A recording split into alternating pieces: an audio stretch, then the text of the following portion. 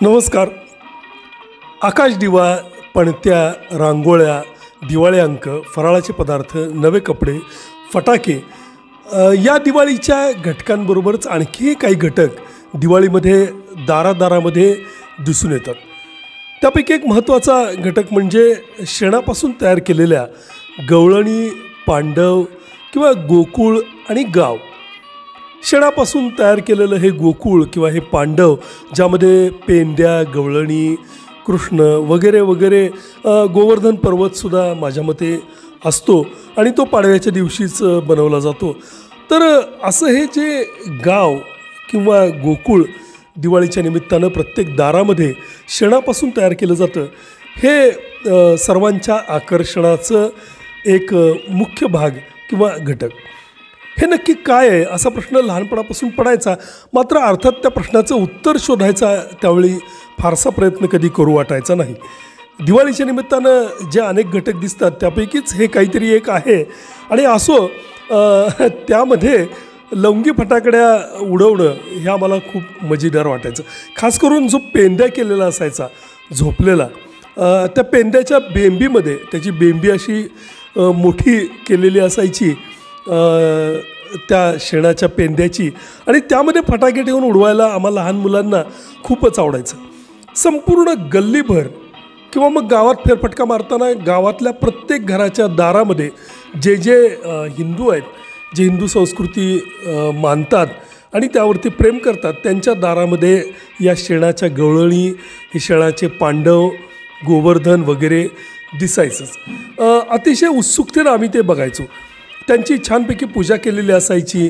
म्हणजे त्यांच्याकडनं रांगोळ्या काढलेल्या असायच्या, रंगीबेरंगी असायच्या, फुलं वाहिलेली असायची, उदबत्त्या लावलेल्या असायच्या.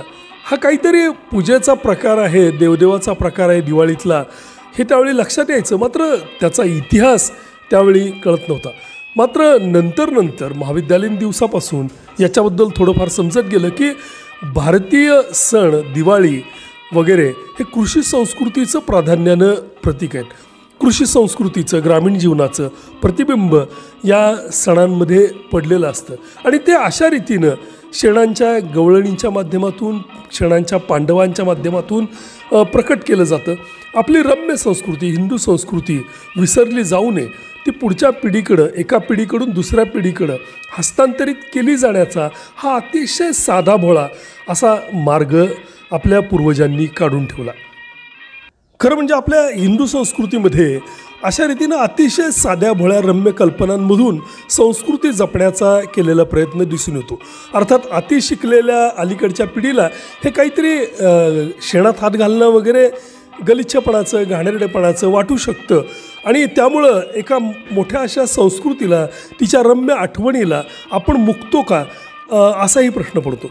मात्र हे सगळे वरवरचे स्वच्छतेचे नियम सोडून जर या छान अशा रम्य प्रथा, परंपरांकडे बघितलं तर खूप मोठा पाठीमागचा दुवा, आपल्या पाठीमागची हिंदू संस्कृतीची एक लिंक, जोड ही आपल्याला सापडून जाते. दिवाळी हा प्रामुख्यानं कृषी संस्कृतीचाच एक महत्त्वाचा घटक आहे, हे आपल्याला बरेचदा सांगितलं जातं. या काळामध्ये समृद्धी, संपन्नता घरामध्ये आलेली असते, धनधान्य घरामध्ये आलेलं असतं, बाजारभावाला माल आलेला असतो आणि त्यामुळे एक आनंद या काळामध्ये साजरा करण्याची प्रथा आपल्याकडं सांगितली जाते. हेही कारण असू शकेल कृषी संस्कृतीचं. काही रामायणातले दाखले दिले जातात, महाभारतातले दाखले दिले जातात, पण कुठल्या ना कुठल्या कारणानं आनंदोत्सव साजरा करणं, समृद्धी, संपन्नता याचं स्वागत करणं, लक्ष्मीचं पूजन करणं, हे सगळं यातून दिसून येतं. आणि मग पांडव, 5 पांडव हे पंचमहाभूतांचंच प्रतीक, आणि त्यामुळे त्यांचंही पूजन या निमित्तानं केलं पाहिजे. किंवा गोकुळ, जे कृष्णाच्या राज्याचं, समृद्ध संपन्नतेचं, त्याच्या प्रचंड अशा आनंददायक लीला जिथं घडल्या त्याचं प्रतीक म्हणून ही सगळी प्रसन्न पवित्र प्रतीकं आपल्या दारादारामध्ये रेखाटण्याचा, शेणांपासून का होईना पण बनवण्याचा, अर्थात शेणाचं महत्त्व विज्ञानानेही मान्य केलं आहे, त्याच्यापासून असणारे कितीतरी वैज्ञानिक फायदे जे आरोग्यासाठी किंवा इतर वातावरणातल्या कितीतरी दूषित लहरींना शोषून घेण्यासाठी कारणीभूत ठरतात, उपकारक ठरतात, हेही वैज्ञानिकदृष्ट्याही सिद्ध झालेलं आहे.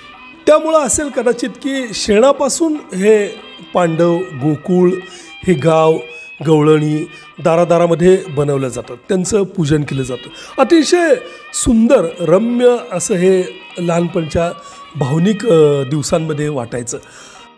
अगदी वसुबारसपासून अशा शेणाच्या गवळणी किंवा पांडव आपल्याला दारादारामध्ये दिसायला लागतात.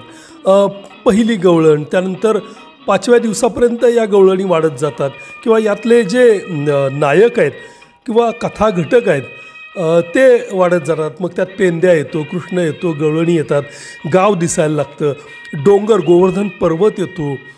अशा रीतीनं 5व्या दिवशी म्हणजे पाडव्या दिवशी संपूर्ण गोकुळ तयार केलं जातं. या शेणापासून केलेल्या गवळणींना फुलं आणि कुरडूच्या तुऱ्यांनी सजवलं जातं. छान रांगोळी वगैरे करून हे सगळं गोकुळ पूजलं जातं. हे शेणाचं गोकुळ, या गवळणी, हे पांडव दिवसभर दारामध्ये अतिशय प्रसन्न असं वातावरण निर्माण करतात. हे मी बघत आलो आणि आजही बघतोय. आज याचं प्रमाण कमी दिसत असलं तरी आवर्जून जिथं कुठं हे बनवलेलं आहे तिथं जाऊन बघायचा माझा प्रयत्न असतो. त्याचे फोटो काढून घेणं आणि त्या रम्य आठवणींना, ते रम्य लहानपण निरागस असलेलं, निष्पाप असलेलं, आनंदी असलेलं, प्रसन्न असलेलं पुन्हा जागवण्याचा माझा प्रयत्न सुरू असतो. दिवाळी संपल्यानंतर हे गोकुळ किंवा या गवळणी, हे पांडव सगळं उचलून घराच्या छतावर वाळवत ठेवलं जातं.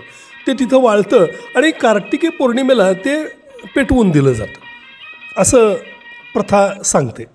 काही ठिकाणी पेंद्या गवळणींच्या जोडीनं रावणही तयार केला जातो. बेळगाव भागात या गवळणी एकत्र करून त्यांचा एक डोंगर केला जातो आणि तो शिवाचा डोंगर मानला जातो. बेळगावसारख्याच भागांमध्ये सकाळी लहान लहान गवळणी प्रत्येक घराच्या उंबऱ्यावर 2-2 ठेवल्या जातात आणि सायंकाळी या सगळ्या गवळणी एकत्र करून एकच मोठी गवळण केली जाते आणि तिची पाडव्यानिमित्त पूजा केली जाते. दिवाळीचा हा टप्पा हा सृजनाचा, पिकं रानात असतानाचा आणि एकंदर पीक वगैरे चांगलं आल्यामुळं शेतकरी आनंदी असणं, त्याचे घर कुटुंब आनंदी असणं आणि या सगळ्या आनंदाचं प्रतीक म्हणजेच दिवाळी. त्यामुळे दिवाळीला कृषी संस्कृतीचं प्रतीक मोठ्या प्रमाणावरती मानलं जातं आणि या आनंदामध्ये महिला वर्ग वेगवेगळ्या माध्यमातून, मग ते रांगोळ्या काढणं असो किंवा गवळणी तयार करणं असो, या माध्यमातून आपली कला सादर करतात. अर्थात हे गाव किंवा या गवळणी, हे पांडव तयार करताना फारशी कलाकुसर त्यामध्ये नसते. एक मोठा अंगाचा गोळा, त्याला कुठंतरी हातासारखे काहीतरी लंबुळके बनवलेले गोळे जोडायचे आणि वरती डोक्याच्या जागी किंवा मुडक्याच्या जागी एक गोळा, त्यावर भांडी दाखवायची असेल तर भांड्याचे आकार केलेले काही शेणाचेच गोळे, अशा रीतीनं हे साध्या भोळ्या भावल्या उभारलेल्या आणि त्या गवळणी आणि तेच पांडव. या गवळणी कधीकधी काम करतानाही दिसायच्या. म्हणजे स्वयंपाक बनवणाऱ्या, डोंगर चढणाऱ्या, ताक घुसळणाऱ्या, आणखीन काही जी घरातली कामं असतात ती कामं करत बसलेल्या या गवळणी किंवा शेतामध्ये चाललेल्या वगैरे वगैरे अशा गवळणी ताक घुसळणाऱ्या यात दिसायच्या. गाव दाखवताना गावाचे बुरुजही दाखवले जायचे. एक समृद्धता त्यावेळच्या ग्रामसंस्कृतीची, गावांची, हिंदू संस्कृतीची यामधून दाखवण्याचा प्रयत्न असायचा. गेले ते रम्य दिवस.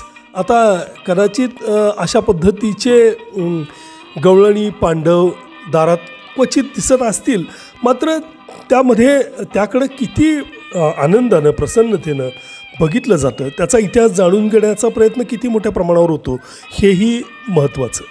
तर आज मी तुम्हाला दारादारामध्ये अगदी माझ्या लहानपणापासून दिसणाऱ्या शेणाच्या गवळणी, पांडव याबद्दल माहिती देण्याचा प्रयत्न केला. अर्थात हा माझ्या परीने एक प्रयत्न होता छोटा. जास्त माहिती तुम्ही इतरत्रही मिळवू शकता. धन्यवाद. सर्वांना पाडव्याच्या हार्दिक शुभेच्छा.